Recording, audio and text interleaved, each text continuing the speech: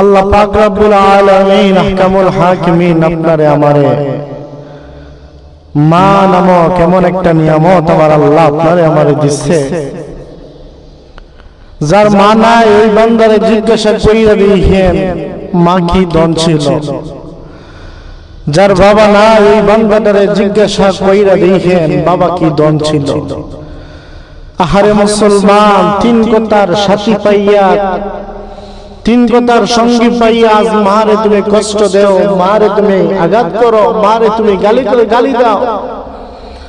অথচ আমার আল্লাহ এই কোরআনুল কারীমের মধ্যে তো সুন্দর করে ফরমান যে ওয়াকাদা রাব্বুকা আল্লা তা'বুদু ইল্লা ইয়্যাহু ওয়া বিল ওয়ালিদাইনি ইহসান।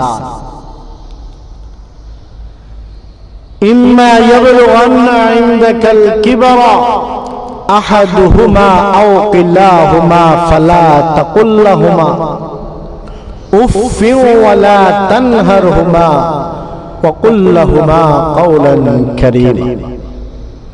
আল্লাহ তাআলা কোরআনুল কারীমের মধ্যে ফরমান, যদি কোনো বান্দা অথবা কোনো বান্দি তার মারে অথবা তার বাবারে কষ্ট দেয়, মা অথবা বাবা যদি ওই বান্দা অথবা বান্দির ব্যবহারের কারণে উফ শব্দটা যদি উচ্চারণ করে, মা অথবা বাবার জবান থেকে উফ শব্দটা বের হওয়ার সঙ্গে সঙ্গে ওই বান্দা যদি মক্কা মদিনার ইমাম হয়ে যায়, ওয়াল্লাহি আল্লাহর কসম করে বলি বান্দার দুনিয়াও শেষ আখিরাতও শেষ। কথা বলেন ঠিক কিনা?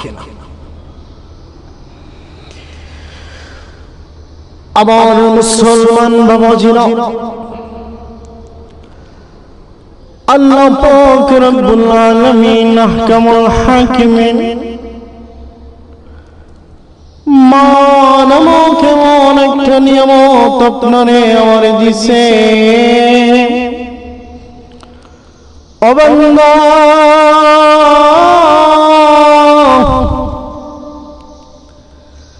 দুঃখিনী মা দুঃখিনী বাবা আপনারে আমারে কেমন করে লালন পালন করছে একটা বার চিন্তা করে দেখ রে বান্দা। আমিও একটা সন্তানের পিতা। আজ যখন বাড়ির মধ্যে যাই, বাড়ির মধ্যে যাওয়ার পরে আমার সন্তান যখন আমারে বাবা বাবা বইলা ডাক দেয়, আমার কলিজাটা ফাইটা যায়। আমি যখন মাস শেষে বাড়ির মধ্যে যাই,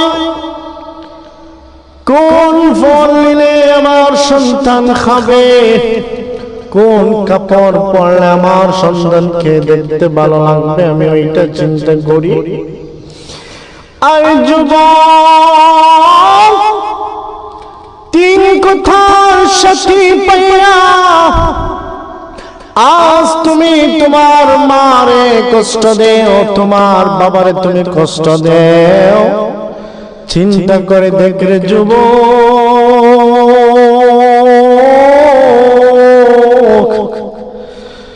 যেই দুঃখিনী মারে তুমি তিন বেলা খাবার দিতে পারো না, যেই মার তুমি কষ্ট দাও, গালিগালাজ করো, ও বান্দা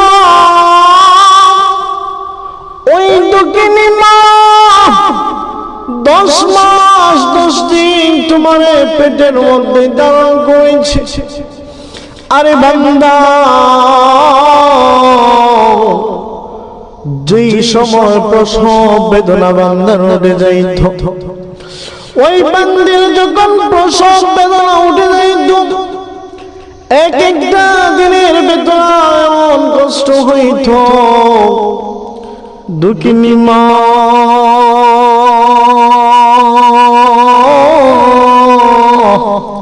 ঠিক মতো খাবার খাইতে পারত না, ঠিক মতো ঘুমাইতে পারত না।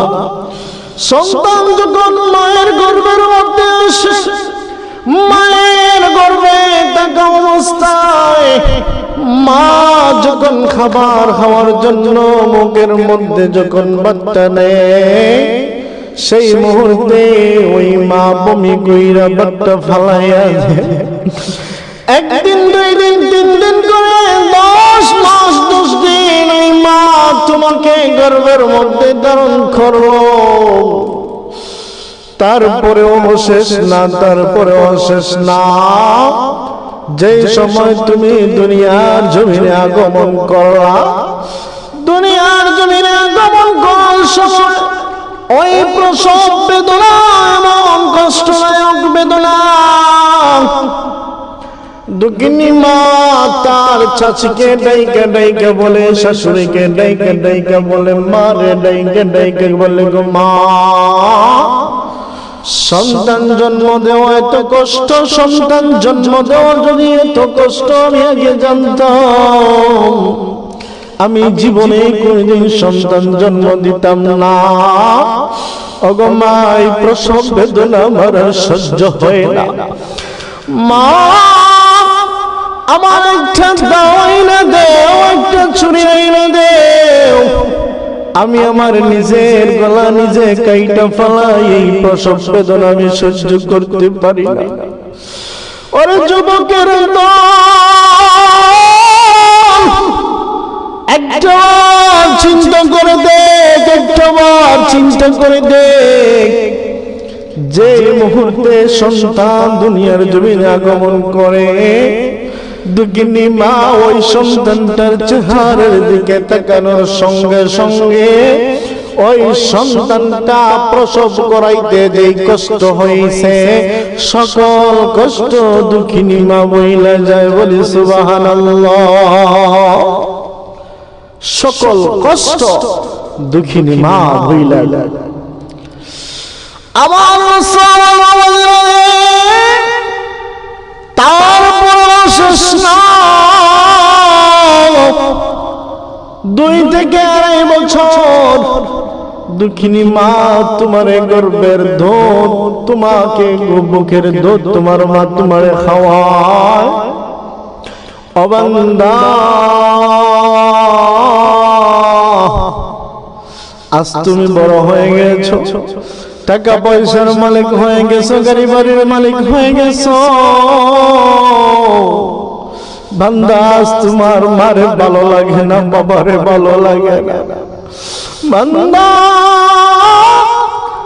আজ মারে তুমি 3 বেলা খাবার খাওয়াইতে পারো না, বাবার কাশি তোমার সহ্য হয় না। ও মুসলমান, মারে বাবারে তুমি কষ্ট দেও, মারে বাবারে তুমি গালি দেও, মা বাবা হলো তোমার জন্য দোয়ার ভান্ডার। হুজুর রে টাকা দিয়া তুমি দোয়া করাইতে পারো, বাবা দেই না, বাধা দেই না। হুজুরের দোয়া কবুল হবে কি হবে না তার কোনো গ্যারান্টি নাই, কিন্তু আমার আল্লাহ এই দুনিয়ার জমিনে আপনার জন্য একটা দরজা রেখেছেন, এমন একটা দোয়ার ভান্ডার রেখেছেন। ওই দোয়ার ভান্ডার থেকে যদি কোনো মা অথবা বাবা যদি তোমার জন্য দোয়া করে, মা বাবা সন্তানের জন্য দোয়া করলে অথবা সন্তান মা বাবার জন্য দোয়া করলে, এইখানে সেক্রেটারির প্রয়োজন হয় না, পিএস এর প্রয়োজন হয় না, সভাপতির প্রয়োজন হয় না, কোনো কিছুর প্রয়োজন হয় না। অটোমেটিকলি আমার আল্লাহ ওই মা বাবার দোয়াকে কবুল করে নেয়, বলে সুবহানাল্লাহ। মা বাবার দোয়া আল্লাহ তাআলা অটোমেটিকলি কবুল করে নেয়। এই জন্য আল্লাহ তাআলা কোরআনুল কারীমের মধ্যে ফরমান যে মা অথবা বাবা দুইজনের মধ্যে যেই একজনকেই যদি তুমি পাও, মাকে অথবা বাবারে তুমি এমন ভাবে খেদমত করো, মা অথবা বাবার এমন ভাবে তুমি মা অথবা বাবার খেদমত করো, মায়ের পায়ের নিচে তোমার জন্য জান্নাত। আল্লাহ পাক রব্বুল আলামিন এই জন্য বলেছেন যে উফি ওয়ালা তানহারহুমা ওয়া কুল লাহুমা কাওলান কারীমা, যদি তোমার ব্যবহারের কারণে, তোমার আচার আচরণের কারণে মা অথবা বাবার মুখ থেকে, জবান থেকে উফ শব্দটা যদি বের হয়ে যায়, আল্লাহ বলেন তোমার দুনিয়াও শেষ, আখিরাতও শেষ। এই জন্য প্যারে হাজিরিন, আমাদের যাদের মা আছে অথবা বাবা আছে, মা বাবা থেকে যে কোনো একজন আছে, আমরা তাদের খেদমত করব, তাদের দোয়া নিব। মা অথবা বাবা যদি আজ কবরে চলে যায়, ওই মা অথবা বাবা দোয়ার দরজা বন্ধ হয়ে যাবে, তখন আপনি কার কাছে গিয়ে দোয়া চাইবেন? এই জন্য হাতে ধরে পায়ে ধরে বলি বাজান, আপনারা আপনাদের মায়ের খেদমত, বাবার খেদমত করবেন। মার খেদমত, বাবার খেদমত করলে পাওয়া যায় জান্নাত। বলেছেন যে তিনি হলেন আমার আল্লাহ। আল্লাহ পাক রব্বুল আলামিন আহকামুল হাকিমিন আপনারে আমারে বেশি বেশি করে মা বাবার খেদমত করার তৌফিক দান করুন। সবাই বলে আমিন।